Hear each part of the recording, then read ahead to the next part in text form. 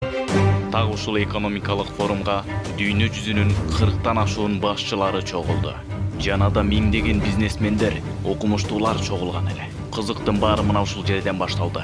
Израилдин президенти Шимон Перес форум башталары менен 25 мүнөт бою тынбастан өтө башкача эмоционалдуу тон менен мына бул кепти баштайт. Газа секторундагы жөөт аскерлеринин палестиналыктардын жерине басып кирүү жана ал жердеги куралсыз жарандарды өлтүрүүсү эл аралык мыйзамга ылайык келген коргонуу.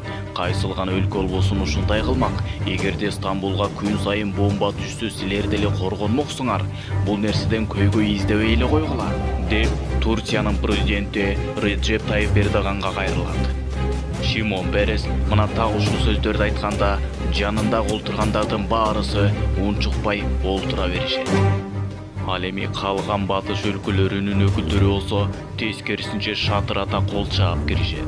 Бул сөздөрдөн кийин Эрдоган аябагандай ачуулангандай абалда өзүн кармап отургандай болду. Мына ошондо Эрдоган баягы Шимон Перестин сөздөрүнө жооп кайтара баштаганда форумдун алып баруучусу убакыттын бүтүп калгандыгын эскертет. Урматтуу Эрдоган мырза, сиздин убактыңыз бүтүп калды.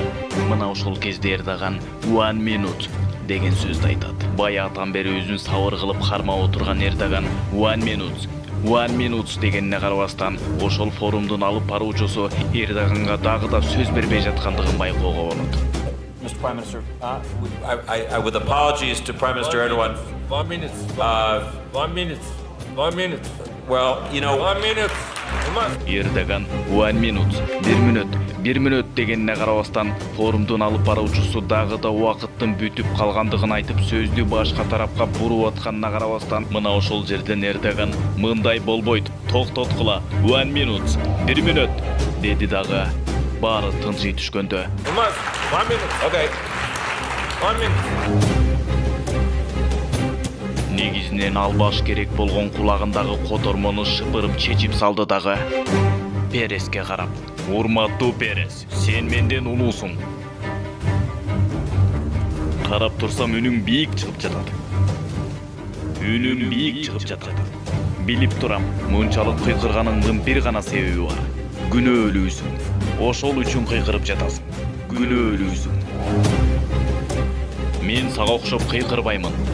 Ушуну жакшы билип ал.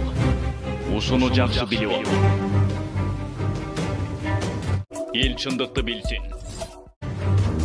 Өлтүрүү дегенге келсек, силер өлтүргөндү өтө жакшы билесиңер. Пляждагы жаш балдарды кантип атып өлтүргөнүңөрдү өтө жакшы билем.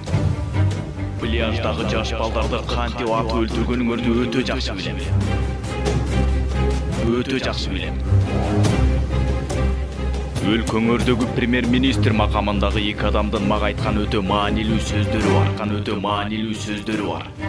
Танк үстүндө Палестинага келгенимде өзүмдү өзгөчө бир бактылуу сеземин деген премьер-министриңер бар.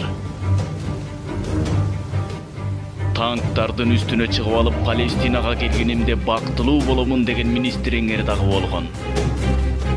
Эми мага сандарды айтып атасыңар. Мен дагы айтып коеюн.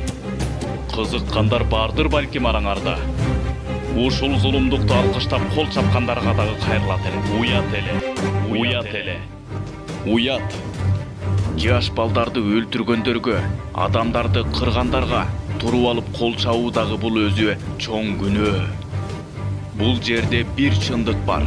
Аны жашыра албайбыз. Мен азыр бул жерге көп нерселерди жазып алдым. Бирок мунун баарын жооп берип отурууга менин убактым жок. Бирок мен силердин алдыңарга эки гана маселеге токтолом. Биринчиден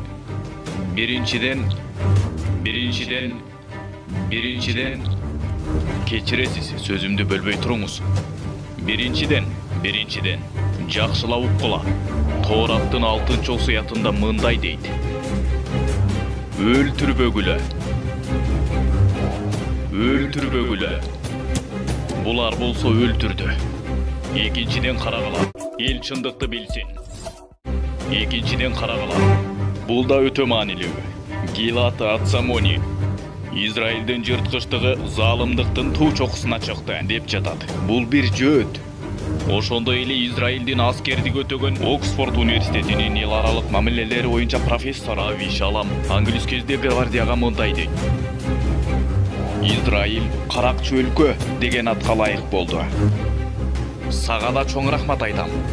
Ооба, сага да чоң рахмат.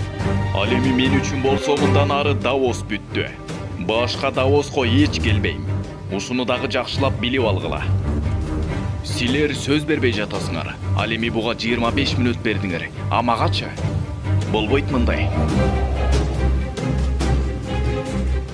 Давос бүт электе эле түрк лидери Реджеп Тайып Эрдоган ордунан туруп чыгып кетет.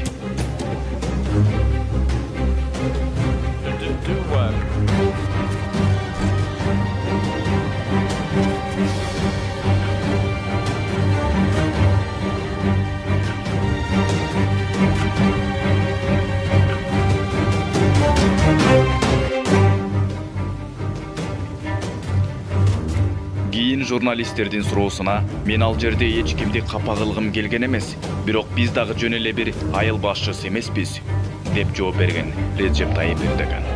Ошондо Эрдоган мырзаны түрк эли аба майданында жылуу күтүп алышат. Алардын колдорунда кош келипсиң Давостун жеңүүчүсү, биз сени менен сыймыктанабыз деген урагандар бар эле. Мына ушул окуядан кийин түрк лидери Реджеп Тайып Эрдогандын аброю күндөн күнгө мына ушул азыркы убакытка чейин тынымсыз өсүп келүүдө. Эл чындыкты билсин.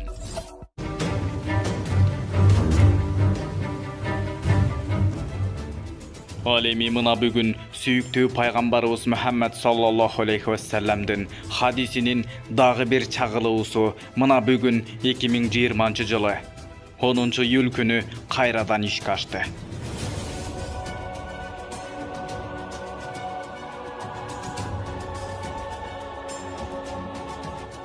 Албетте, мунун баары оңойчулук менен өзүнөн өзү болуп калган жок.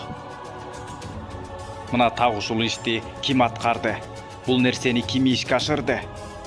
Мына ушул адамдын өзүнүн сүйлөгөн сөзүн коюп берели. Ayasofya'nın camiden Aya София, мына бүгүн дүйнөнүн төрт тарабында мечиттерге байма-бай кол салуу болуп жатканын көрүп отурабыз. Миллиондогон жарандар тутунган дин үчүн гана кысым көрүп жашап келишет. Биз өлкөбүздөгү диний ишенимине карабай алардын укугун коргоп келебиз. Биз башка өлкөлөрдүн ибадатканаларына кийлигишкен жокпуз.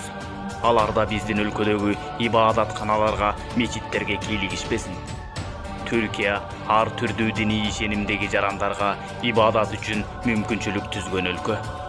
Буга чейинки көптөгөн каршылыктарга, коркутууларга карабастан, мына бүгүн Ая Софияны кайрадан тирилттик. Мына бүгүн Ая София тирилди. Ая Софиянын тирилүүсү Кудустагы Ал-Акса мечитинин эркиндикке чыга турган кабарчысы. Ая Софиянын тирилиши дүйнөдөгү мусулмандардын бактылуулук таңы. Ая Софиянын тирилүүсү мусулман эле эмес, бүткүл мазлумдарга, жапа чеккендерге, таланып тонолгондорго үмүт отун берген оттун алоолонуусу. Ая Софиянын тирилүүсү түрк элдеринин, мусулмандардын, дегеле адамзаттын дүйнө жүзүнө айта турган сөздөрү бар экендигинен кабар берет. Ая Софиянын тирилиши Бадырдан Манаскиртке, Нихболудан Чанаккеллеге чейин олуттуу окуяларды кайрадан эскерүү убагы. Ая Софиянын тирилиши шеиттерибиздин, ардагерлерибиздин рухун жан кечип болсо да ыраазы кылуунун ишараты.